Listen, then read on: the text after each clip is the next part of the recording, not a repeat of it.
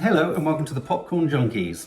Very nice to meet you. Oh, very nice of you to pass by. Do subscribe to the channel because we've got a whole load of stuff going on here, not just movie reviews. This is a review of a movie called Sing Sing. We have touched upon this already. Me and Nanny Di reacted to the trailer and she had an incredibly underwhelming response to it. Almost slightly cross response to it, in that she felt that the trailer was an incredibly manipulative emotionally with the music trailer. So Sing Sing is a film that stars Colman Domingo. He was nominated for an Oscar last year, I think, for his Netflix film Rustin. He's been in, as you rightly say, If Beale Street Could Talk. Alongside him is Paul Raci. You'll see him in the trailer as I'm playing it in this review. He the director in this, he plays a director in a theatre group in a prison. He was in Sound of Metal. I don't even remember. He was his therapist. I and we were struck by him then, and he was also nominated for an Oscar. So we have two Oscar nominees. He was brilliant in The Sound of Metal. Yeah, and this is a film that is essentially set within a maximum security prison, and it really is a film about the Rehabilitation Through the Arts program in prisons. The idea that, you know, sort of part of the rehabilitation. So basically, it's a rehabilitative program in which inmates can act and perform and do theatre. Which is a true story. And it's all based on a true story. And it is, a lot of it is shot actually in the actual Sing Sing prison, isn't it? Yeah. So this is a film that is essentially predominantly based upon one of the actors in the film, who was a prisoner, was a convict. It's his story, in a sense. And many of the actors you see in this film, not all of them, but many of them, most of them, are either real prisoners or were real prisoners, or are essentially playing themselves and retelling their parts of their story within the bigger story of the film. So Colman Domingo is an actor. Clarence Maclin plays essentially the other main character in the film, about whom this is equally about, isn't it, really? But he was a real convict. He's subsequently gone into the performing arts and uses kind of performance therapy and things like that. I think he's become an associate professor. He is totally extraordinary. His real story. Sometimes with a film where you think, okay, well, we're using real people, real prisoners, who aren't necessarily professional actors. Is this going to be a documentary-esque kind of thing? Is it going to be documentary, you know, in its kind of exploration, in its treatment, in the way it's shot and all that kind of stuff? Years ago, just quickly say this, me and Maddie saw at the Tribeca Film Festival a film called OG, which starred... That's our daughter, if you're wondering who Maddie. Yeah, which starred Jeffrey Wright. And that was also, had a similar concept. Jeffrey Wright was the one actor who performed, you know, it was a script that took place in a penitentiary, and all the other actors around him were actually inmates. But that wasn't about the importance of acting. And this film really is about the rehabilitative qualities of acting, putting on a show in prison, and how this works for various prisoners, basically. And of course, Colman Domingo is our sort of anchor to the film. And we see and we experience this theatre group through his eyes. He's very much sort of like the anchor to it, isn't it? He's the driving force, he's the enthusiast, he's the one he's writing scripts, he's in a cell full of books, he's into Shakespeare, he's into everything. They're looking for a new cast member.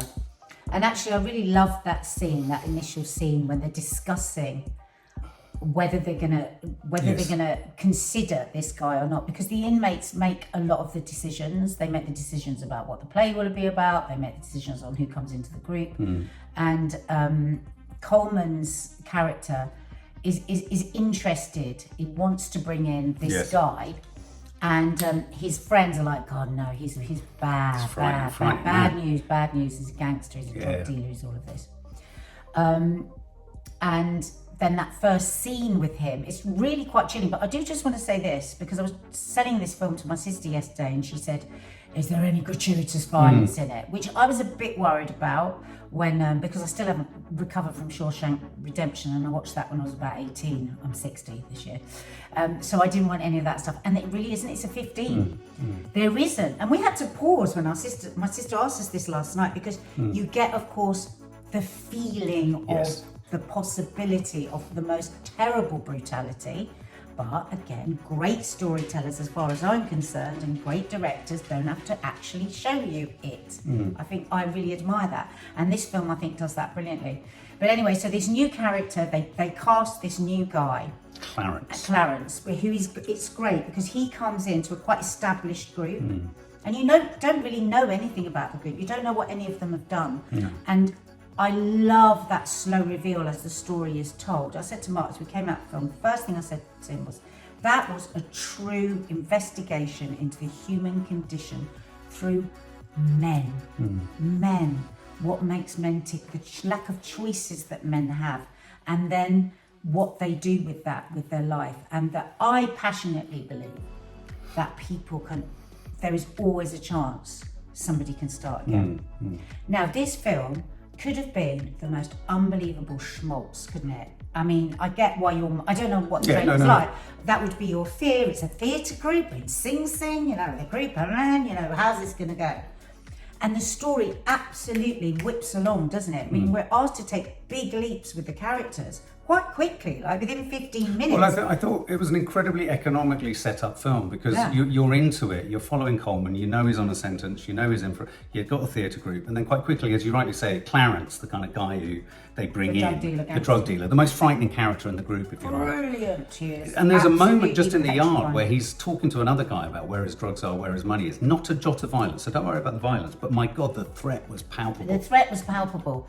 And so when this guy was brought into this group... He wasn't brought in. He walked up to them and said, I read this book. I caught this book. Yeah, but we don't want to tell them all that, but they agreed to take him in. Why don't we want to tell them that? I don't want to tell them that, but it's too good. I would not want to know. It's not a spoiler, but the moment where he actually goes up to them and talks to them, I thought was I can't not do a review and not talk about that. I thought it was the most... You were going to try and reenact what he said. No, not at all. It was one of the most charming it completely surprised me, shocked me that this guy was into a type of literature that these guys were both left. And I thought what was lovely about this film is it's not documentary in its style, but it is documentary in its emotional exploration.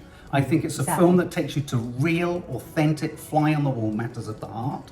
And that moment when he walked away having said, this book fell in my thing and I thought about it and I was like, and he quotes something and they go, their response was to real actors going, yeah. What? And this is what this film does so well all the time. You're taken to a place of especially with his character, where you're just horrified by him. And then the vulnerability. Oh my God. The cracks of light. The light into a person's, the darkest of souls. You can see that childlike light that I think, unless you're a complete sociopath, I think there's always a glimmer of that light. And that is where this film could have been treated really heavy-handedly to get that out. And what's so brilliant about this film, it is never heavy-handed. You feel like you've discovered every emotion rather than you being told what the emotion is. Very true. And this and the group of men, I mean, I get tingles thinking about them. Every single one of them, I wanted to make them a cake and give them a cup of tea and find out about them. But what is so important, and I think he should be up for a Best Supporting Actor, is the centre of it that in a way allows the group to spin from a film point of view. Is the guy that plays the director. It is so brilliantly played. It is the Raci. He is perfect. Yeah. As an actor, what he does is so perfect. He took me on such a journey. Not a lot of lines. No. But he was like a fucking rocket in the middle of that film. You've got Clarence comes into Colman Domingo's theatrical group, and a key part of Colman's theatrical group is called Raci, who is the director. And essentially the film is strung together, lots of episodes of them preparing and putting together, putting on a show.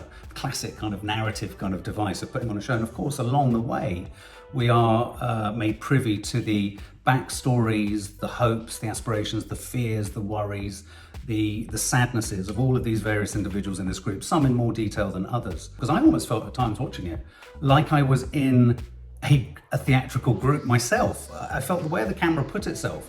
When they had a lot of the kind of the guys in the round talking about who they were asked often to close their eyes. And I thought this was such a wonderfully clever detail.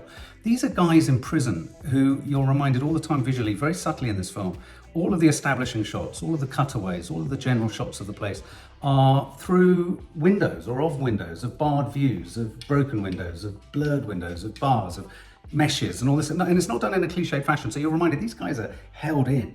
And then you have these moments in the round where it never falls back on any of the other prison dramas you might have seen. You don't get the bell and then you don't get any of that. You get a few moments like, and that's enough. It's so subtly told, isn't it? The horror of prison is really subtle. Absolutely. And you would know better than me, but but it's sort of grainy, the actual. Well, it's like kind of ochre colour. It's a sort of it's dark and dank, but it's not presented in any way. They're not editorialising how it is. It just is what it is.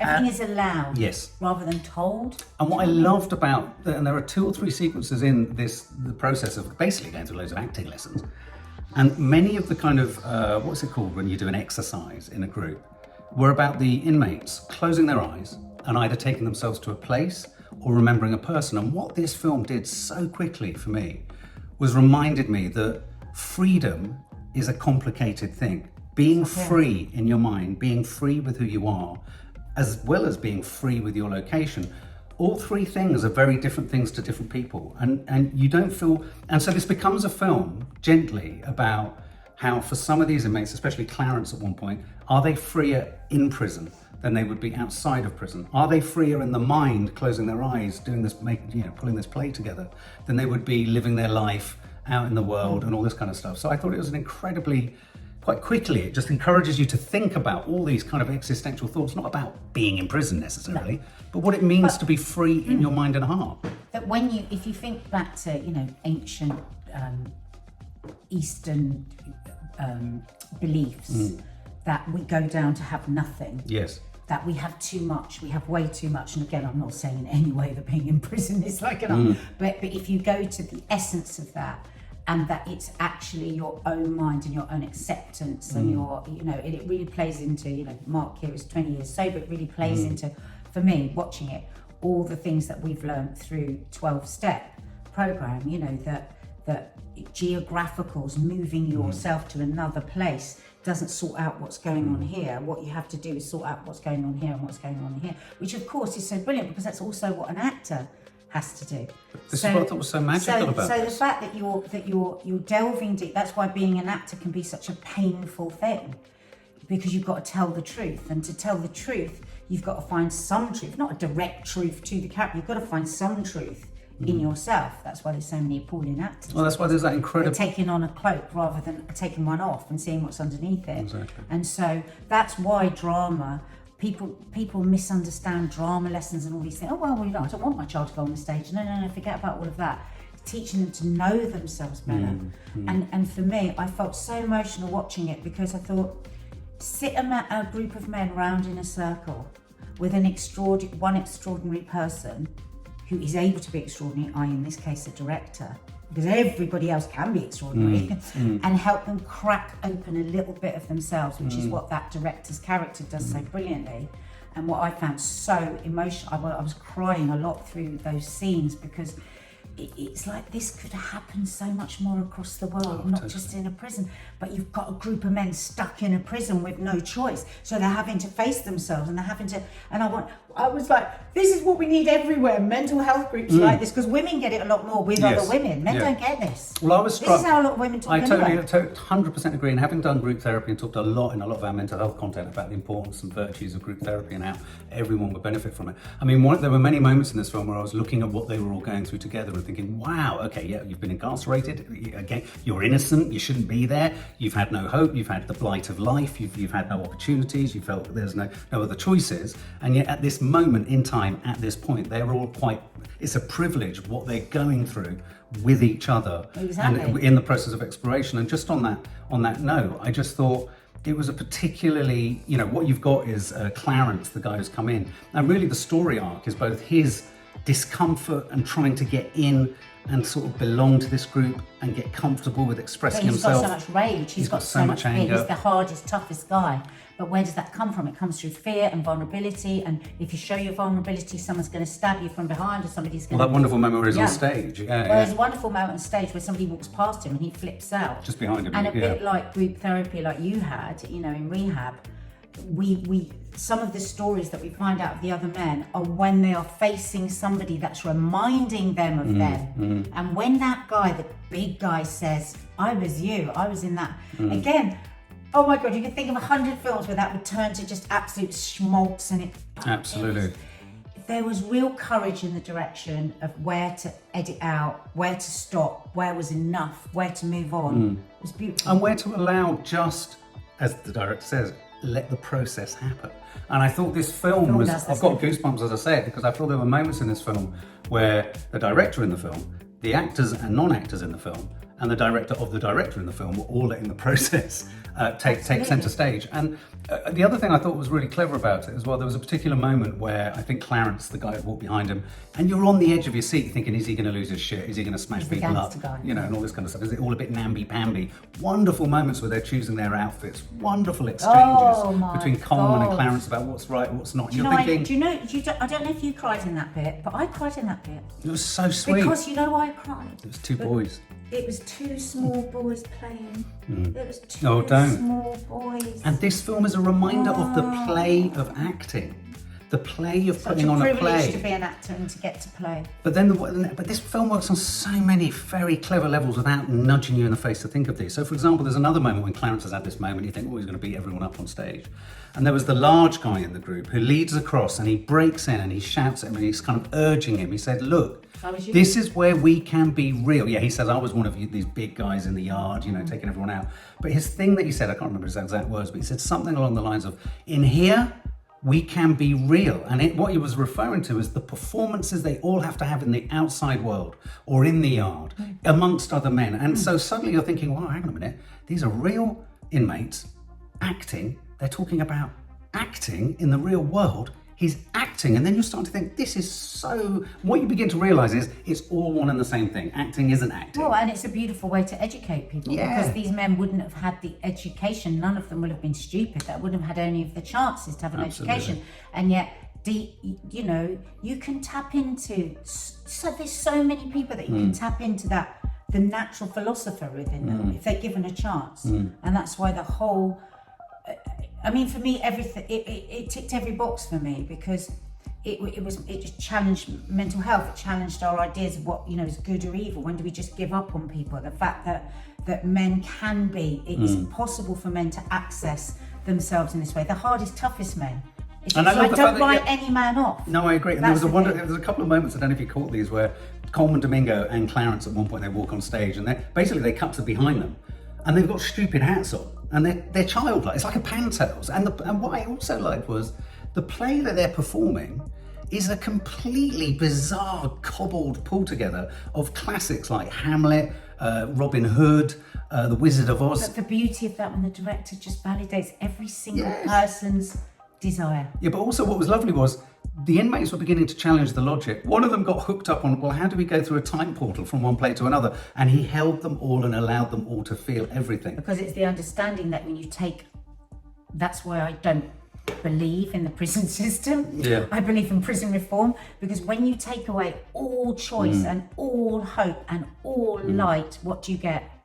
You get more rage, you get more anger, you get more desperation. But when you do that, then you give people a bit of hope and a bit of power and a bit of education and a bit of kindness. There's a possibility for change. At the moment, most countries in the world lock people up and then chuck them out even worse than when they came in. Why, those countries that do it differently have different outcomes. And also, I mean, some of the other things I thought were really interesting, and huge credit again to Colman Domingo, because in one sense, it's very hard, I'd have thought, to come into a group of actors who aren't professional actors. You are the professional actor. And even as I was watching it as a director and kind of interested in how actors perform, I was thinking, it's going to be interesting to see how his performance sits alongside others. Not that you can compare like that. But there were just wondrous details in his character. So for example, when Clarence comes into the group, and there's this kind of, essentially a meathead who's like talking, I want to do Shakespeare and all this kind of stuff. But he's making really meaningful suggestions, Clarence.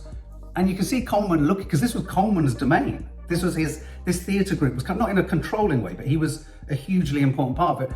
And suddenly someone's come in who's kind of firing ideas at him. I thought there was an interesting tension between him and Clarence, as they were kind of like, they weren't walking around the yard about drugs, they were walking around the yard about who's going to say what line, what genre of piece are we going to do, and all this kind of stuff. I thought that was really neat. And then I also thought the moment where Colman Domingo's in front of the probation board and the one woman says it's in the trailer, so, okay, in that case, are you acting now? That response from him was, oh my God, it broke me. I can't think of... I mean, it was so utterly brilliant. Do you know it's a disaster to have an actor to come in a court of law as a witness, is fact. Wow. Because people automatically don't believe his heartbreak. It's heartbreaking. His heartbreak because it was his passion, and she was questioning that he was being manipulative. I know, it's just don't, because I can't actually go there again. It's too upsetting. So Colman's anger is a very different anger to Clarence's anger, and I thought this film spoke to the expression in men of different angers and frustrations and the feelings of injustice and what have you. You do have a moment in this film, I won't give it away, where something awful happens to someone, and you're like, oh my God, I didn't see that coming. But even that was handled in a completely counterintuitive way. You're not fed anything. It's just this story reveals itself to you. It really and that does. is a truly brilliant director. It really does. That can do that and not feel that his hand has to be felt all over it. And quite contrary to I haven't seen anything else. It's Greg Kwedar. But I mean, Greg, well done, an mate. Astonishing film. But a couple of other things. Music, I think, was beautiful. Wasn't overbearing. It kind of just held moments. Again, didn't manipulate you. Not Didn't at tell all. you where to go. Not at all. I thought the end of the film was so sensational. It really asks you to think about the freedom versus the non-freedom. What is freedom? I think it challenges all the ideas of the roles that we're playing in life as men, specifically. I think Did it leave you feeling a bit blessed that we had experienced bits of this? Me having been an actress, having been, having got so much from your rehab experience because I discovered so much about my fuck-ups. You having had that experience where you're within a group and you're working with a group that challenges you, and it made me kind of nostalgic for all those things because it kind of like pulled it all together, didn't it? And it made me want to start up a theatre group. Well, not just that, but it's weird as I get the possibility, the hope that we can all be better than we are. I agree. For me, it just spoke to all of that. It made me realise, oh my God, rehabilitation, the group, the strength of the group, the strength of men in a group, the strength of making yourself vulnerable, the strength of being childlike. And being challenged by somebody who's done the same. Yeah. I mean, that's the thing. I remember when you came out of rehab, you said, every single person should do the 12 steps. Totally. Or certainly do group therapy. And it's right. But it also made me realise why, as I get older and make more films, I'm drawn to the inherent self-therapy aspect or therapeutic aspect of performance and acting, and what you need to do and be as a performer. Well, what do you need to do and be? You need to be more truthful with Exactly. yourself. So that's what it Exactly. is. That's the thing. Yeah. Cut to the truth and be brave enough to feel it. To feel it first, because sometimes, I think we're all like that, aren't we? If we go to the truth of ourselves, sometimes we don't even want to feel it. Never mind show it to anyone else. First step is to acknowledge it in yourself. And right down to, there is a visit from one of the previous inmates that comes in and talks about really so interesting, wonderful moment. His character, or that moment where he it really reminded me of how when we were in rehab, people would come in and tell you about the joys and the drawbacks of sobriety. He was sitting there telling you the joy, and he said that, and what he was saying was with the death of his dog, was you get your feelings back, joy and horror. And that he had to come back into prison to my get God. the vibe back from the men's group. This is it. And I did have that painstaking fear at the end of this film with the various characters of whether they were free or not free, of how well held and supported would they be away from this. What they were being offered in there is actually something you don't get in the real world. And I think that could be another part of prison reform, where as you leave prison, you join a group, a men's group, a women's group, and you carry on until that's part of your initial probation. This film was beautiful, was thought-provoking, heartbreaking, spare. As you rightly said, I love the way you put it. It allowed you to, it revealed itself in a very humble fashion. It wasn't telling you what to feel. And there were so many moments of not just realization, but connecting thoughts about so many aspects of life. It was really properly life-affirming filmmaking. I would just love it if this film was like the Oscar darling of the Oscars. Let's make it that. I want Clarence. What's his full name? Clarence Maclin needs to be nominated. The director, Greg Kwedar, needs to be nominated. Colman, you should win it this year. And Colman is... Paul Raci, you need to be nominated again and win. And the director. I just said him, Greg Kwedar. And then, of course, all the others. Sorry, Greg. Sorry, I know your name now. Oh my God, it's such a good film.